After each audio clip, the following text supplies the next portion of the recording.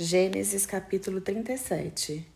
Jacó habitou na terra de Canaã, onde seu pai tinha vivido como estrangeiro.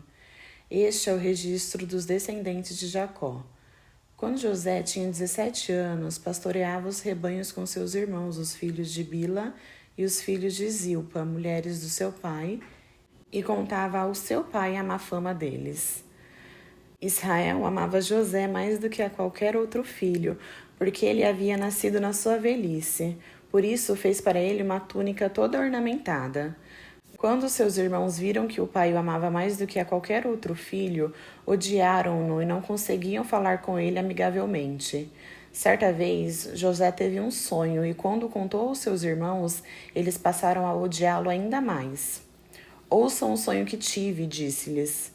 Estávamos amarrando os feixes de trigo no campo, quando o meu feixe se levantou e ficou em pé, e os feixes de vocês se juntaram ao redor do meu e se curvaram diante dele. Os seus irmãos lhe disseram: Então você acha mesmo que reinará sobre nós? Tem certeza que vai nos dominar? Eles o odiaram ainda mais por causa do sonho do que tinha dito. Depois teve outro sonho e o contou aos seus irmãos. Tive outro sonho no qual o sol, a lua e 11 estrelas se curvavam diante de mim. Quando contou ao pai e aos seus irmãos, o seu pai o repreendeu e lhe disse: Que sonho foi este que você teve? Acaso a sua mãe, os seus irmãos e eu viremos a nos curvar até o chão diante de você? Desse modo, os seus irmãos tiveram ciúme dele. O pai, no entanto, meditava em tudo isso. Os irmãos de José tinham levado os rebanhos do pai para pastar perto de Siquém, e Israel disse a José: Como você sabe, os seus irmãos estão apacentando os rebanhos perto de Siquém. Venha aqui, pois vou enviá-lo até eles. Sim, senhor, respondeu ele.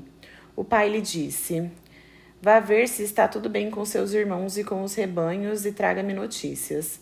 Jacó o enviou do vale de Hebrom e José chegou a Siquém. Um homem o encontrou vagueando pelos campos e lhe perguntou: O que é que você está procurando? Ele respondeu: Procuro os meus irmãos. Pode me dizer onde eles estão apacentando os rebanhos? O homem respondeu: Eles já partiram daqui. Eu os ouvi dizer: Vamos para Dotã. Assim José foi em busca dos irmãos e os encontrou em Dotã. Ele os viram de longe e antes que chegasse planejaram matá-lo. Lá vem aquele sonhador, diziam uns aos outros. É agora, venham, vamos matá-lo e jogá-lo numa dessas cisternas, e diremos que um animal selvagem o devorou. Veremos, então, o que será dos seus sonhos. Quando Rúben ouviu isso, livrou-os da mão deles, dizendo: Não lhe tiremos a vida. Ele acrescentou: Não derramem sangue, joguem-no naquela cisterna no deserto, mas não levantem a mão contra ele. Rubens propôs isso para livrá-lo deles e levá-lo de volta ao pai. Quando José chegou aonde estavam os seus irmãos, estes lhe arrancaram a túnica ornamentada, agarraram-no e o jogaram na cisterna que estava vazia e sem água.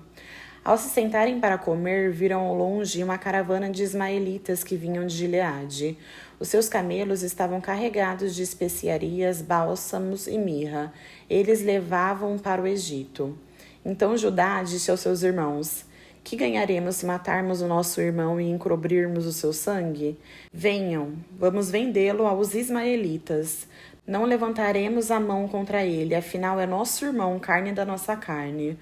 Os seus irmãos concordaram. Quando os mercadores midianitas se aproximaram, tiraram José da cisterna e os venderam aos ismaelitas por 20 peças de prata.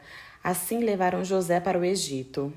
Quando Rúben voltou à cisterna e viu que José não estava lá, rasgou as suas vestes e, voltando aos seus irmãos, disse: O jovem não está lá. Para onde irei agora? Então eles mataram um bode, mergulharam a túnica ornamentada de José no sangue e a enviaram ao pai com este recado: Achamos isto. Vê se é a túnica do teu filho.